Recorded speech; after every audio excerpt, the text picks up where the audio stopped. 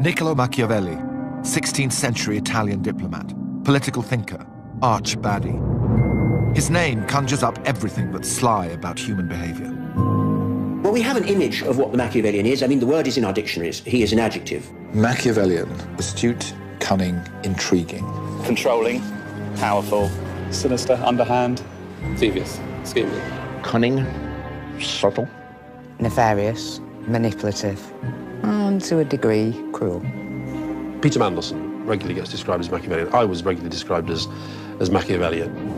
And it's all because of this, The Prince. Written 500 years ago, it's about power, how to get it and how to keep it. It can be said of men that they are ungrateful, fickle, liars and deceivers. They shun danger and are greedy for profit. Therefore, it is necessary for a ruler who wishes to maintain his position to learn how to be able not to be good. Machiavelli wrote The Prince in 1513. It was shocking then, and it's shocking now. It's almost as if his name itself, Macchi-evil, it just lends itself to a form of demonization. Chapter 17, of cruelty and mercy, and whether it is better to be loved than feared, or the contrary. There's absolutely nobody in history who's had more influence on modern affairs, on politics, than Niccolo Machiavelli. So what are we to make of The Prince on this, its 500th anniversary? How useful and relevant is it today? One of the most important books ever written, and a really useful how-to guide for contemporary reality. Was Machiavelli right? Should we all learn how not to be good? Is it better to be feared than loved? And who are the 21st century Machiavellians?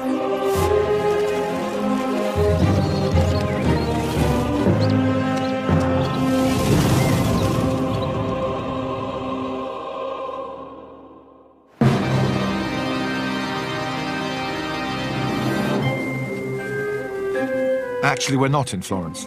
We're 10 miles south of Florence in San Casciano. This was Machiavelli's country house in the 1500s, and I'm here for a guided tour. Questo è lo studio dove Machiavelli ha scritto Il Principe. Where he wrote The Prince? Sì, yeah. Exactly. And what is this? And that is his coat of arms, his family's coat of arms, the cross and the nails. The cross and the nails? Mm-hmm. Machiavelli. It is dated back to his name, Mali Clavelli, so related with the cross and the nails of Christ. Not a bad coat of arms for a man who, for centuries, was known as the Antichrist. But the cross and nails might just as well stand for the violent times Machiavelli lived through. Florence was a city-state, occupying and controlling only a very small portion of a very chaotic Italy, surrounded by other city-states that were allies on Tuesday, enemies on Wednesday, and then allies again on Thursday. The situation was constantly changing. It was very treacherous. You didn't know who your friends were, and you couldn't trust anyone. So they had to be clever. Before he wrote The Prince, Machiavelli worked here at the Palazzo Vecchio in Florence. The old regime, run by the Medici, had just been deposed. A new regime was in charge, and Machiavelli served them as a high-flying diplomat. Machiavelli found himself at the center of all the diplomatic and political negotiations within that period, and it was his ability as a political analyst that enabled him to advance. But just when things were going so well for Machiavelli, the Medici returned to power, and events took a dramatic turn. Events that would ultimately lead to the writing of The Prince.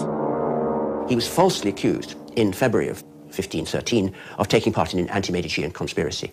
And he's horribly tortured. And then he's thrown into prison. There aren't many documents relating to Machiavelli at this time, but this year, British historian Stephen Milner discovered one of the most important of all. He was researching Florentine town criers when he stumbled across Machiavelli's arrest warrant. Florence was an incredible place for collecting documents, and partly because they didn't trust each other. So, where are we? There you go. Oh, there we go. So this is it. You just happened to... I ordered this particular volume, and this was the one that contained the original proclamation that was carried through the city by the town crier, and that they actually would have read and held whilst on horseback through the various places where these proclamations were made. You see there's a little hole in the middle where they put them on a spike for record keeping. And here we see Niccolo di Messer Bernardo Machiavelli. So what is the arrest? The proclamation is asking, it's a notice asking for the whereabouts of Machiavelli and for people to come forward with information. It actually says, within the hour, intra una ora da ora, which gives you some idea of the urgency that lay behind his arrest. And it says, if they are not informed, they will not be excused. So there are no excuses for not notifying. So it is a kind of most wanted proclamation, if you like. I think working in the archives in Florence is kind of a drug, in a sense, of archive fever. You never know when you turn a page what you're going to bump into.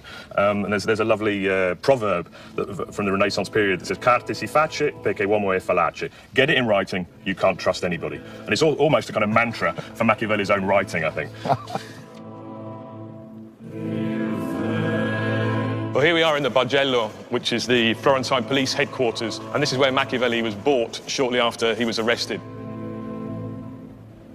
He claimed that he was tortured, that he was actually put on a form of rack, that he went 3 notches on the rack without cracking. But there's absolutely no evidence that he was involved in this conspiracy. But he has a stroke of good fortune as well, which is the next month, the Pope Julius dies, and the Medici acquire the papacy, Leo X. And he declares great rejoicings in the city and an amnesty. And so Machiavelli is freed. But he was, in effect, banned from the city. He was sent out to his farmhouse and kept under house arrest. Rather like being on probation, he had to remain within a certain distance of the city, and that's where, in his study, he began to write what we now know as The Prince. And here he is. Those who wish to win the favor of a prince will generally approach him with gifts they believe will most delight him. Hence we see princes being offered horses, arms, vestments of gold, and similar accoutrements. I've found among my possessions nothing I value higher than my knowledge of the deeds of great men. This is how Machiavelli begins The Prince in 1513, with a dedication to Lorenzo the Magnificent, the young Medici ruler. It was a blatant attempt to suck up to the new regime. You need me, he's saying, because I know the secrets of power. The book is, in essence, a job application. We have here The Prince, a manuscript, as you see, is beautifully illuminated, and he is datable about 1520s, and he's in the hand of the closest friend of Machiavelli, Biagio Buonaccorsi. He's one of the most eldest copy, absolutely, ever. And as you see here, Niccolo Machiavelli addressed his book to Lorenzo the Magnificent, and here you have no title. So the book is without title. The Prince is the title. The editors gave the book when the book was actually published 5 years after the death of Machiavelli. This is another fascinating detail of this book. So The Prince wasn't actually called The Prince, and there are more surprises too. Well, the first thing you notice if you pick up The Prince is that it's an extremely short book. It runs to only 90 pages.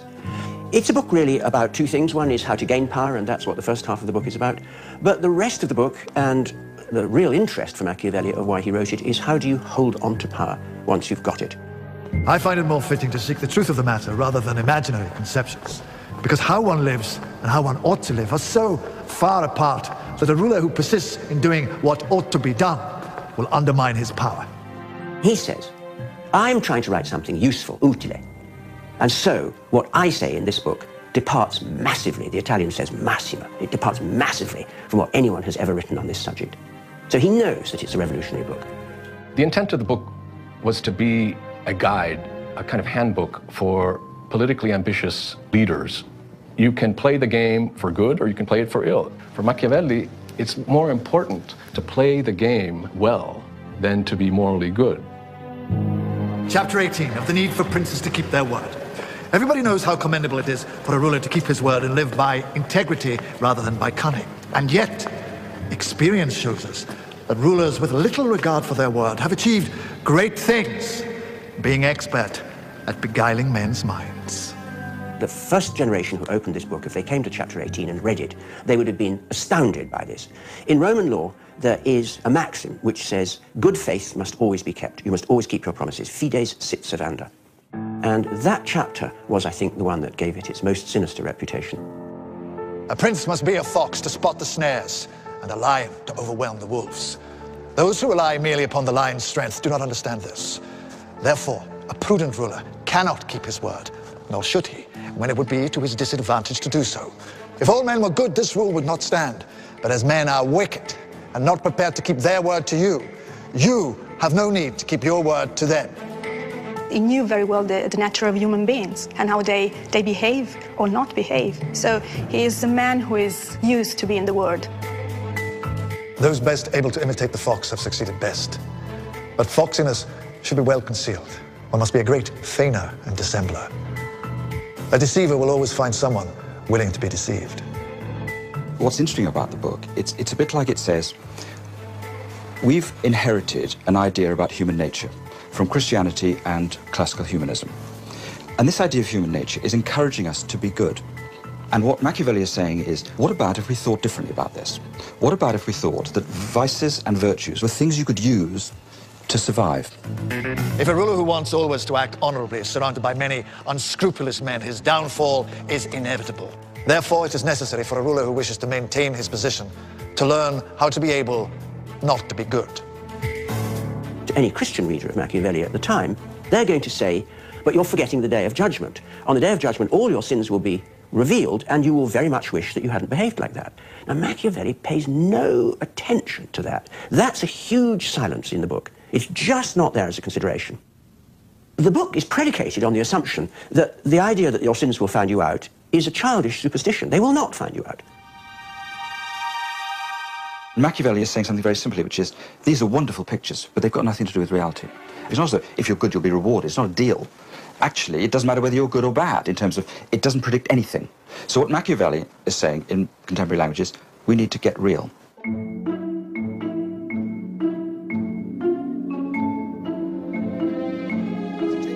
This is Jonathan Powell. He used to be Tony Blair's chief of staff. Now he's written a memoir called The New Machiavelli, How to Wield Power in the Modern World. The choice of advisors is very important for a prince. One can assess a prince's intelligence by looking at the men with whom he surrounds himself. So I'm kind of asking myself why you called your book The New Machiavelli. I mean, what made you do that? Because a lot of people might have thought that was a term of abuse. Well, I wanted to write a book that was actually useful to people who are in government. There are an awful lot of books of theory, constitutional books, most of which are completely useless because they describe the way things should be rather than the way things are. And what's great about Machiavelli is he writes about reality. He busts myths. He cuts through all of that. The word Machiavellian was used 358 times by the newspapers in the first year of Tony Blair's reign. Somewhere in there, there's a connection. There are quite a lot of factors about Machiavelli which are ones that many politicians would not want to own up to. For instance, chapter 15. It is necessary for a prince who wishes to maintain his position to learn how to be able not to be good. Machiavelli was saying not that princes should go around being evil. What he was saying is you have to check your personal morality at the door when you become a leader. The personal morality is all very well as an individual, but if you are thinking about the greater good of the community, sometimes you'll have to do things that are not good as an individual, but are good for society as a whole. A prince must therefore be a fox to spot the snares and a lion to overwhelm the wolves. This is one of Machiavelli's most interesting lessons. You must be a lion, a courageous person, but you also have to be a fox and have the intelligence and the guile to avoid traps. There's an example for Tony Blair when he was running in the 2005 election. Tony Blair decided he had to make a speech on immigration. Tony Blair said controls on immigration had already had a positive effect. And when he finished, I said to him, I noticed the teleprompter had gone wrong, because large parts of the speech you were looking down at your notes as opposed to looking at the camera. What happened? He said, there's nothing wrong with the teleprompter, just certain bits of the speech I didn't want shown on television. So I made sure I was looking at my notes so those bits wouldn't be used by the television news. That was the Fox bit. Did Tony Blair ever talk about the prince? Did he ever read it? I've no idea if he read it. He certainly never talked about it. I think he might be slightly horrified to be thought of as a Machiavellian leader, but I mean it as a compliment. Robert Greene has also been bringing the prince into the modern world. He used to work in Hollywood. Now he writes bestsellers like The 48 Laws of Power. The traditional way of looking at politics is veiled with all of these concepts of what's good for the public, of a politician's intentions, of being altruistic and generous. And what Machiavelli did is take all of that away. Look at power as it is. Watch the moves of the various people on the chessboard. So it's pure strategy, and it was absolutely brilliant. He's the first person to ever come up with that concept. There are different types of political leaders. There are the types who come into office with high ideals, They want to change things. They want to reform. They believe that they're doing something for the good of the public. And then they realize very quickly that politics is warfare. And they have to adapt to this environment. And leaders like that, perhaps Obama would fit into that category, can do very well if they're adaptable.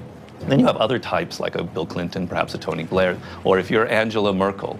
These are more political animals by nature. They're very Machiavellian. It's in their DNA. They don't need to read The Prince. They understand how the laws of power operate. So if you're in a position of power, you have to play a game. The dynamic doesn't matter whether it's a dictatorship or a democracy. What The Prince is, in a sense, is a portrayal of the attributes and qualities that you need to take the power that you have and develop that power in a way that is most useful to you and what you're trying to do. Well, that is the case today for Barack Obama, today for Angela Merkel, David Cameron and all the rest of them. That's partly what they're about. Because we can be very squeamish about this if we want, but the truth is, power is a force. Money is the McMansion in Sarasota that starts falling apart after 10 years. Power is the old stone building that stands for centuries. I cannot respect someone who doesn't see the difference. The allure of power is a big theme in drama at the moment. In the hit series House of Cards, Kevin Spacey plays the Machiavellian senator Frank Underwood. It's a remake of the earlier series starring Ian Richardson as Francis Urquhart, written by Margaret Thatcher's Chief of Staff, Michael Dobbs. There's a dramatic thread that runs all the way from Machiavelli through Richard III, through Francis Urquhart and Frank Underwood, just talking to you, letting you in on the secrets of power. I think you could achieve anything you wanted. You might think that, Matty. I'm afraid I couldn't possibly comment. And you think that this is wonderful. You're being trusted. You're being made a co-conspirator. I'm terribly sorry. Thank you, Francis. You're a good man.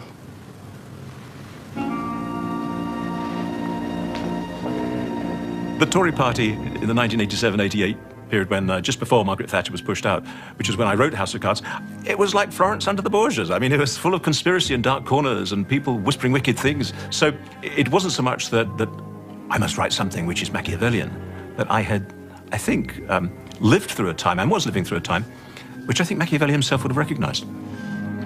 I think that this particular book of mine goes back to my university days, and it's stayed with me ever since. It's a wonderful book for dipping into. He's actually saying, this is the way you do it. And you could be the most principled politician on the earth, but unless you get your fingers on power and know how to pull those levers, you're wasting your time. For centuries, the Prince has been inspiring the powerful and the tyrannical. Napoleon read it, so did Stalin. He made notes in the margin. Mussolini even did his dissertation on it. It's always been the book of choice for political operators. It's true that The Prince was the favorite bedside reading of Henry Kissinger and Nixon, and for a good reason, because they were hard-nosed political realists. And part of the fascination of The Prince is that it shows us what the world looks like when the ethical dimensions have been removed from the picture. And I think for someone like Henry Kissinger or Nixon, there was a certain pleasure in reading a book that looked at the world the same way they did, and the same way many other people do. Machiavelli is perhaps most famous for the phrase, "the end justifies the means." Actually, he never said it, but he may as well have done. The exact thought that's there in The Prince is the action is accused and the outcome excuses it. So in the Italian, it's very beautiful. It's accusata and scusata. It accuses you, but it excuses you. So you're excused if the motivation for the action was the good of the state. We have to do justice to Machiavelli because it's not a matter of personal career or for just his own sake. It's also for a political purpose. He was really convinced that the stability of government in Florence was the most important thing to do. For the sake of the common good, you have to act in a bad manner, just sometimes.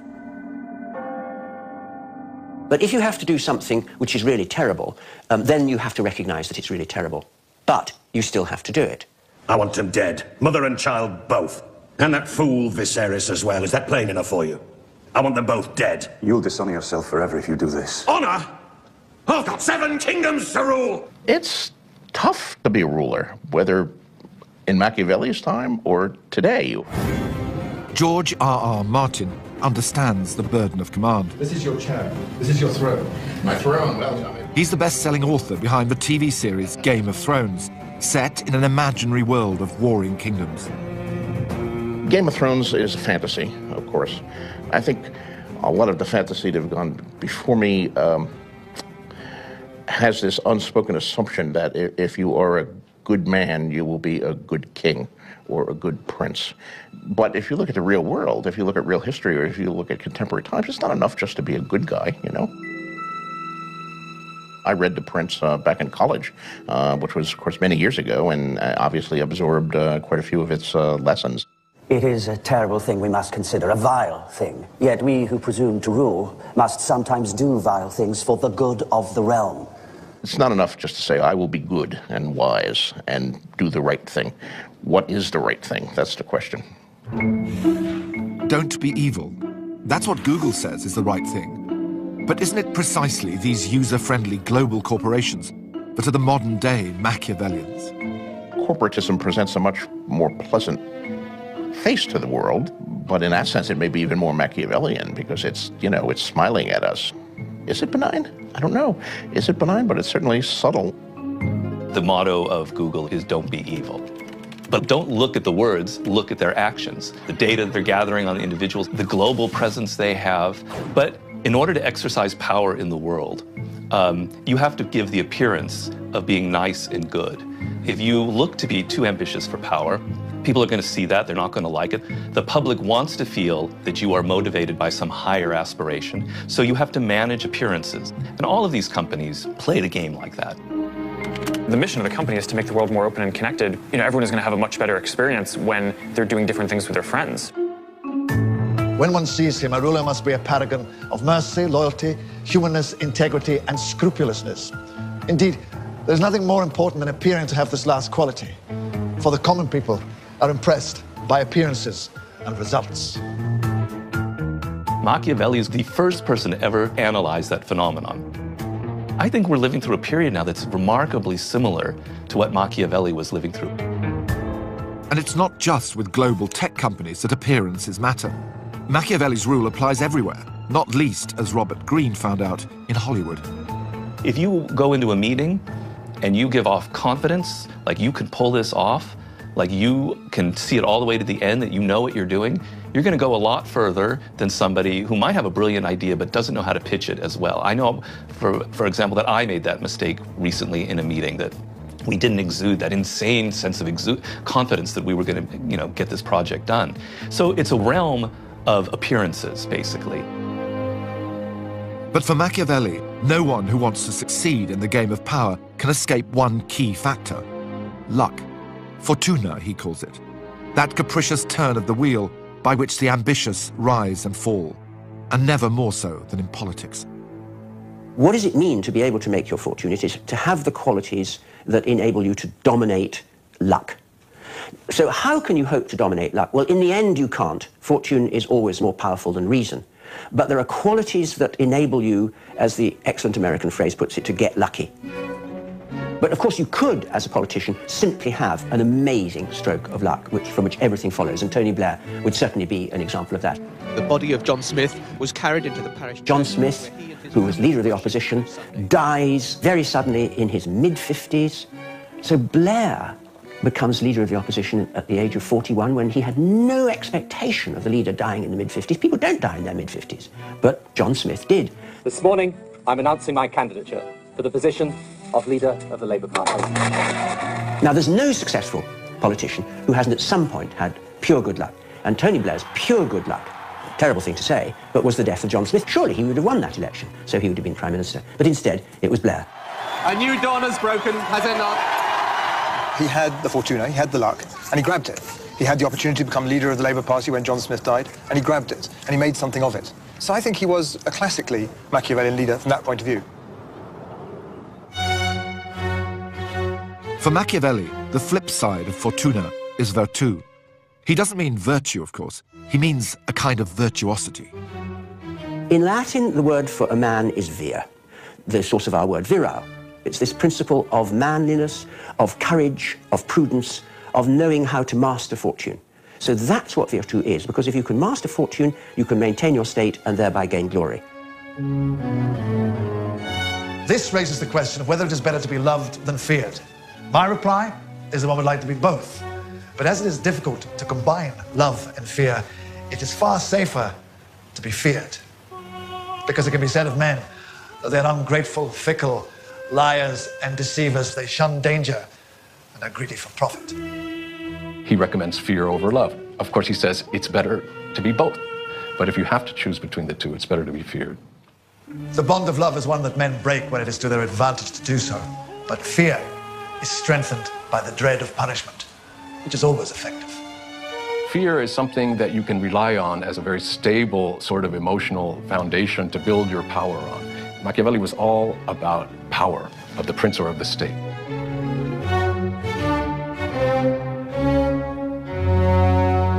This is a remarkable moment in The Prince because it's the only moment when he really generalizes about human nature. He says most people are fickle. You can't trust them. They are going to do everything that is in their own interests and not in your interests. So what would be the point of trying to bind them to you by affection? They'll simply sell you down the river. You've got to make them frightened.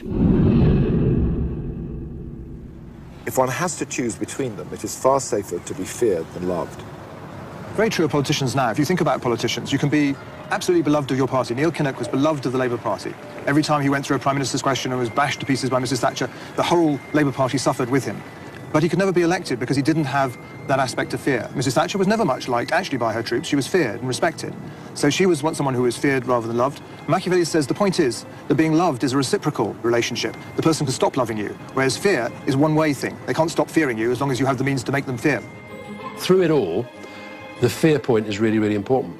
When the leader goes into a gathering, there has to be a sense that that person is the main event in that room at that time. Now, they can emanate all sorts of charm and niceness and all the rest of it, but there's, you know, look at what happens within our political system in the run-up to a reshuffle. I can remember the very first time he did a reshuffle. I mean, he wasn't quite physically sick, but he wasn't far off it. He just absolutely hated it. And he definitely got tougher as time went on. Out went Charles Clarke after so many bad headlines, replaced... Come the last reshuffle that I was, as it were, directly involved in, once he'd done the big beasts and done them all face-to-face, he kind of had a list of people that he did by phone. And was pretty swift about it as well. Look, you've probably heard I'm doing a reshuffle and I'm afraid I'm going to have to ask for your job because I need to make some changes and, well, there we are. Is it useful that they feel slightly fearful then? I think if leaders are being really, really honest about it, I think that is quite useful at times. The ruler needs to be able to intimidate people, for lack of a better word. It needs to be able, well, in extreme cases, like Renaissance Italy, to execute his enemies. In modern times, it would be more to fire people. For Machiavelli, not even the most loyal servants should be spared. If you have to get rid of them to maintain power, then they must go. Better to be feared than loved. I would say that to be feared is far better than to be loved. There has to be, between an employer and employee, a tiny little bit of fear. But I certainly don't need to be loved by anybody in business. These are the Dragons, 5 of Britain's wealthiest and most enterprising business leaders. Multimillionaire businesswoman and former dragon Hilary de Vey first read The Prince when she was at school. 16th century political analysis may have felt like a chore, but it certainly left its mark. Let's face it, for a 15-year-old, even for a 50-year-old, it's heavy going. It's a hard read because it's very thought-provoking, which is what it's meant to be. I think I can bring a lot to the party. I have a lot of access into major retailers. So I'll offer you the full 70,000, but I'd like 20%. If you actually watch Dragon's Den, it couldn't be more Machiavellian if it tried. And if you look at each one of the dragons, every single one of them has something Machiavellian about them. I'll offer you £70,000 for 10% of the company. I simply couldn't believe how Machiavellian they were. And it took me a little while, perhaps a month, 6 weeks, to finally understand what the strategy, what the game plan was. And once I did, of course, I joined in and I became one of them. Only Hilary de Vey remains.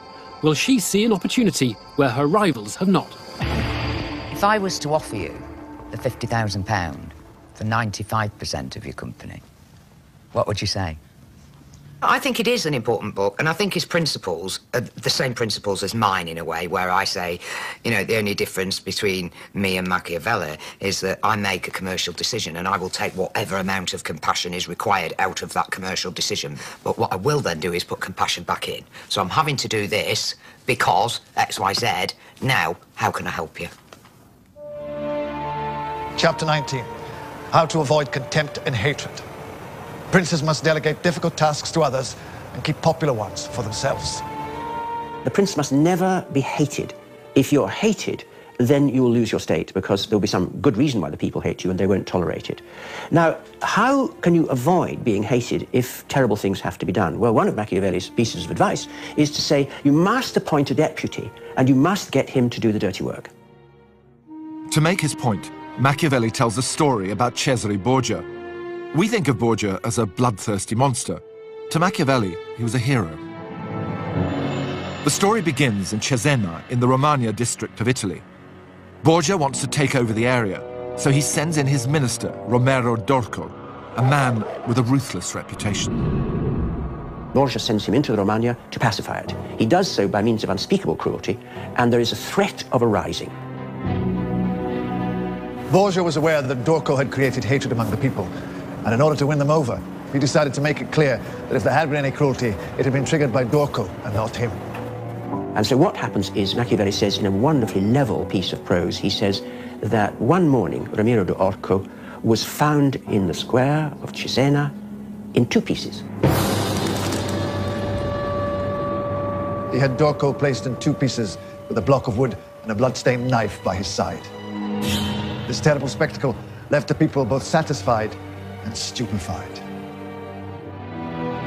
I mean, they thought, wow, well, he can do anything. The hated figure was gone. Borgia was in no way to blame. So always put a second in command to do your dirty work. Putting that dismembered body on a block, what is that? It's not only just saying that I executed that man, but it's almost like a ritual murder, almost mafia-like, and it's there to inspire awe and respect and admiration for the man who did it. To see a leader who's not only killed him, but put him there so everyone could see as a lesson, my God, it has, a triple effect on public opinion. Political leaders have been using this strategy for centuries without the blood. So FDR had his henchmen, Clinton had his henchmen, Tony Blair had Cameron has Osborne, on and on and on and on. You've got somebody there to do the dirty work, and then you can distance yourself from them. So this sort of violent example is actually something that goes on every day around us. Maybe that's why the prince feels so contemporary. The rules of power, it seems, are just as applicable today as they were 500 years ago. Originally a manual for the Medici, the prince could just as easily be a modern self-help book. We tend to think of power only in terms of politics or business, but really, this power to control your destiny, your life, how you are in your office. If you have no control over your career, if you have no influence over your colleagues or peers or your boss, it's the most miserable feeling in the world, and nobody wants that kind of position in life. So everybody is scrambling to get more power, more control over their individual destiny. You know, I taught college once at a tiny little Catholic girls' college in Dubuque, Iowa. And the power struggles on an academic level at this little thing were as vicious as anything in medieval Florence of who will get to be department chairman and wield that vast power. It's all in the context of what you're in. It's sort of like once you enter the boxing ring, you have to fight. You can't sit there and just lie down. You're going to get beaten up. So once you're there, you have to figure out a strategy. And if you don't want to get hit, you have to at least figure out how to avoid getting hit. So there's no way to opt out. But a lot of people are uncomfortable with it, and they play a kind of a negative game of power. They say that they find power ugly and disgusting, and power people are, antisocial, etc. The ones that say they're not interested in power are often the most dangerous types. I would say that the prince is more relevant now than it almost ever has been, and that he was ahead of his time. He was 500 years ahead of his time, and that this book is absolutely the perfect template for how to survive and thrive in the world that's coming up.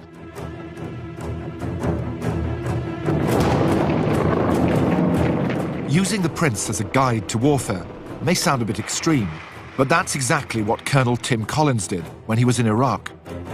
Collins is famous for the rousing speech he made on the eve of battle, later recreated in a short film starring Kenneth Branagh. Now, there are some who are alive at this moment who will not be alive shortly. Those of them who do not wish to go on that journey, we will not send them. As for the others... What is less known is that while he was in Iraq, Collins kept a copy of The Prince with him at all times. In Iraq, I kept dipping into it, and I carried it around in my map pocket, and I would take it out and read it. I would study to find out what it was he was specifically saying about what will cause populations to hate you. Because here's the headline news. What would have got you hated 500 years ago is what's going to get you hated today. So it's worth studying it to see what it is he's saying. This is the book I had with me in Iraq. And it's pretty fragile now because it literally has been through the wars. The sand still falls out of it. If you read Machiavelli, you realise at the end of the day what you've got to do is the right thing. So if you're in an occupied village, we could organise a football match and give out bars of soap. Or we could have a curfew and tell you the first person I catch with a weapon is a dead man. And I want all weapons handed in tomorrow. And after that, anybody caught with one is a dead man. And then get all the weapons handed in. And once all the weapons are out of the way and they fear your very shadow, then we can have a football match. And do you think, as a manual, that this had lessons for you? Absolutely. I mean, he is spot on throughout. And I think that all he's saying ultimately is, for good or for ill, this is what works. So on that basis, I think he's the good guy. What he described was what he saw. And he did it so accurately that here we are, centuries later, still reading it and still observing it in our everyday lives. Chapter 3. It should be observed here that men should either be caressed or crushed, because they can avenge slight injuries, but not those that are very severe.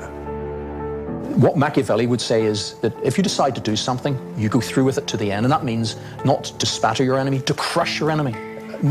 Cause them to cease to exist. That way you're certain there can be no comeback on you or your people. The crush your enemy dynamic is something that Machiavelli discovered as a law of power, and it's timeless, and it exists in warfare, and it totally exists in business. The classic example was the war between Microsoft and Netscape in the 1990s, in which Netscape was one of the hottest things around, and Microsoft completely crushed Netscape. It doesn't exist anymore. Internet wars, Microsoft versus Netscape. Goliath takes on David. You find the same thing with Google. Every time there's a possible competitor, they go out and buy them out, like YouTube, etc. Google buys YouTube. You look at it with Amazon, on and on down the line. It's the dynamic in business where you need to consume the various rivals in your path. It can be said of men that they're ungrateful, fickle liars and deceivers. They shun danger and are greedy for profit. I keep coming back to these lines from The Prince. Is this what people are really like? Are we all ungrateful, fickle liars and deceivers? The Machiavelli test is an attempt to answer that. It was developed by psychologists in the 1960s. 20 questions tap into our Machiavellian instincts. You end up with a score that tells you whether you're a high Mac or a low Mac. Now, this is something I can't resist. Alan, in this test there are 20 statements. I want you to indicate the extent to which you agree or disagree with each statement. I want you to answer each question as truthfully as you can. Answer 1 if you strongly disagree with the statement, 2 if you disagree, 3 if you are neutral, 4 if you agree, and 5 if you strongly agree. Okay? Number 1, never tell anyone the real reason you did something unless it is useful to do so. 2, the best way to handle people is to tell them what they want to hear.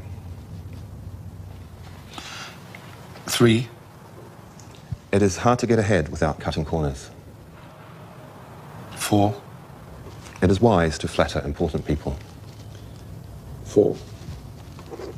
Since its conception, there have been around 1,400 studies that have used the Machiavelli test. So what do the results tell us? One of the most consistent findings to come out of those studies is that men are more Machiavellian than women. Right? Not by a great deal, but they come out consistently more Machiavellian than women. Machiavellianism tends to peak in adolescence. And another interesting finding to come from the studies is that it doesn't matter what your political orientation is. That is, right-wingers and left-wingers don't differ in Machiavellianism, whereas you might tend to think that perhaps right-wingers are a little bit more Machiavellian. They're not. So how did I do? Well, Alan, I suppose it's good news. You came out with a mean score of 2.95 on these questions, which means that you're neutral or just tending to disagree with the Machiavellian questions. It makes you somewhat less Machiavellian than the average person. But if I were truly Machiavellian, I would probably be lying, wouldn't I? You probably would in this setting because you're filming a documentary and your responses are going out to the nation. But if you were in an anonymous research setting... I'm still not sure what to make of Machiavelli. Is The Prince a manual for tyrants, devoid of all morality? Or is it a realistic guide to life? Is Machiavelli a goodie or a baddie? It seems to me that he holds a place as a kind of cultural icon. He's a baddie, whereas actually the book is about the exposure of the nature of badness and goodness. It says we need to think of morality as a toolkit. Vices and virtues are artifacts we've invented to survive. Is it a sort of a realistic view of human nature, and not just of human nature, but the journey that we all have to make? Well, yes, it could be, but it could be a realistic view of human nature after you've lost belief in love and kindness. But you could put it the other way around and think that what's being said is, if virtue isn't necessarily rewarded, why be virtuous? Which is a good question. And the answer would be something like, well, virtue is good in and of itself. It's better to be kind than to be cruel. Not because you'll do better in life, but because it's better to be kind than to be cruel. I'm keen on the thought that Machiavelli is a moralist. He's just not a kind of moralist whom I admire. He is someone who thinks that the quality of your actions is to be judged in terms of their consequences. And that allows him this great leeway for saying, well, you know, it's necessary for the goal, which is a good one, for you to do evil. And don't worry about the fact that you have done something which is unjust if you are certain that if you didn't do it, it would have affected the security and the well-being of the state, because your job is to maintain that. And the point is, you've got to maintain that whatever happens. That's the horrible thing about Machiavelli. I mean, let's be clear, this is, I think, a horrible book. I mean, it's a horrible book because it says, you know, don't worry about the virtues, just worry about consequences. Your job is to keep people secure, do whatever is necessary. Well, if you think about the implications of that, they're pretty appalling. I also think there's a despair in this, because the fundamental despair in it is the assumption that people don't want to collaborate with each other, that people don't want to look after each other. So it's a bit like, you could imagine it also as a book written in the aftermath of a trauma. And in a way, of course, he was in prison, so there was a trauma. You could think Machiavelli is very disillusioned about a lot of things. So it's a bit like he's saying, once you lose heart, once you lose belief in human goodness and collaboration and kindness and love, this is what the world's going to look like. And more of us are going to have experiences in which we feel disillusioned, so we need to wise up to this. This is Tupac Shakur. He'd been a huge fan of Machiavelli before he was gunned down in 1996. When he was in prison, he studied The Prince, and when he got out, he changed his name to Machiavelli and made videos like this. More recently, the rapper 50 Cent wrote a book with Robert Greene called The 50th Law, a Machiavellian Bible for success based on the single principle, fear nothing. There is not a single more Machiavellian environment than the music industry on this planet. It makes Hollywood look like kindergarten. It is ruthless. It's the Game of Thrones ×5. And so someone like 50, he said it helped him. It helped him negotiate this shark-infested environment.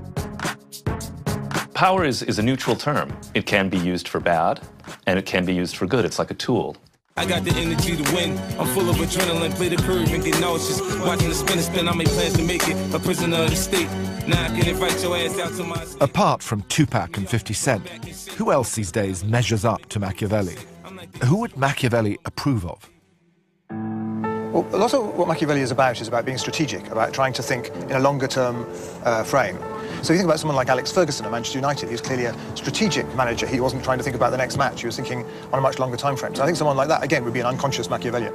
I would say that the most person, certainly in my lifetime, that I would resemble to Machiavelli would be Margaret Thatcher. She certainly wasn't loved by a cabinet, but she was certainly feared.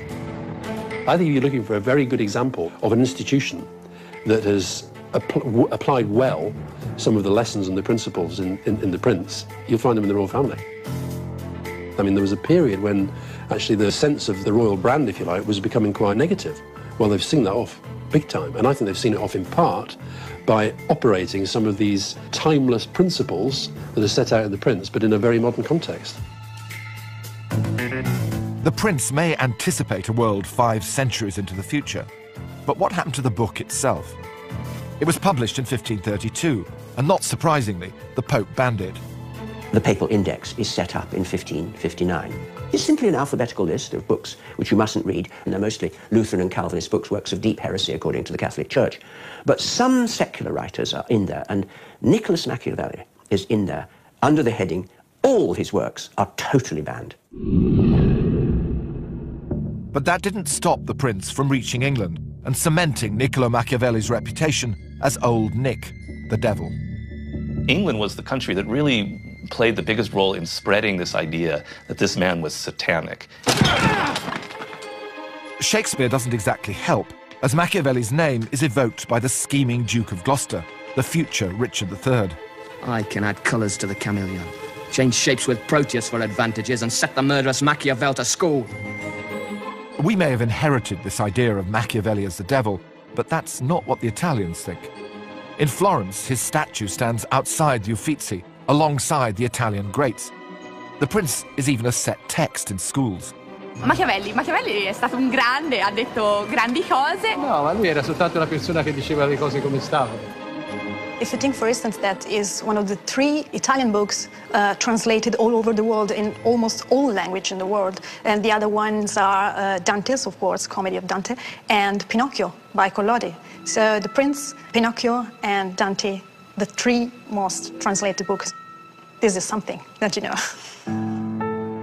And there's another reason why Machiavelli is admired. Ultimately, he was in favor of republics rather than inherited rule. He distinguishes between an old prince and a new prince. Old princes are people who've inherited their position. But then there's the new prince who rises from the bottom. He's completely on the side of the new prince because he believes that the new prince can only rise to the top with their own energy. Now, one of the interesting things about The Prince is it's got an irony attached to it. It's saying, if you want to hold on to power, this is how to behave. But we can all read it. So it's a book about trickery which exposes the tricks. Here are some different translations of The Prince. We really received from the many visitors coming here. We have in French, from Repubblica Ceca, in Norwegian, from Oslo, in German, Korean, Russian. A doctor from Israel sent us this, Chinese. This we received from Belgrado. Polish, Japanese, Finnish, Turkish, Argentina, Norwegian, and English, of course. And this is his land, his vineyards, his olive trees, his property. Today, Machiavelli's house is owned by a wine company, and across the road, you can order a Chianti from Machiavelli's vineyard. Here's to the Prince. Okay.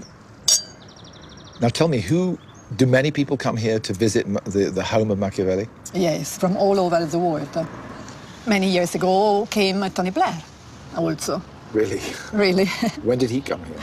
He came in 1998. So just a year after he came into power? Yeah. Mm-hmm.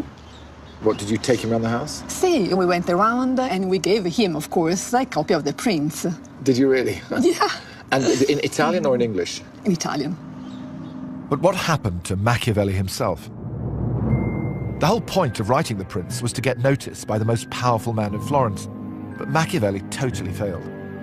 As far as we know, Lorenzo the Magnificent never even read it, and Machiavelli never got his job back. He ended up here on his estate, drinking wine and writing books and plays. In many ways, Machiavelli was a failure because he gave advice that other people could never be seen to be taking. It may well have been very useful to other people, but the last thing they could do, according to his own tenets in the book, is show that they were taking his advice. The biggest irony in this whole story is that Machiavelli himself didn't appear to be in the least bit Machiavellian. In a letter to a friend, Machiavelli once wrote, "When evening comes, I go back home.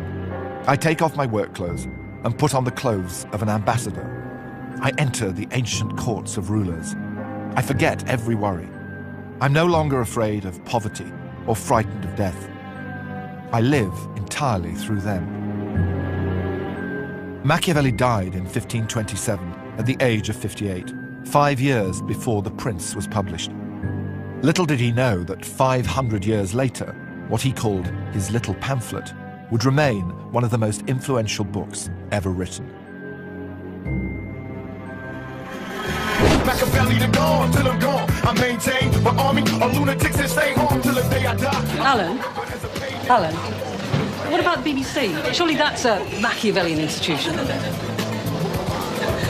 You may think that, but I couldn't possibly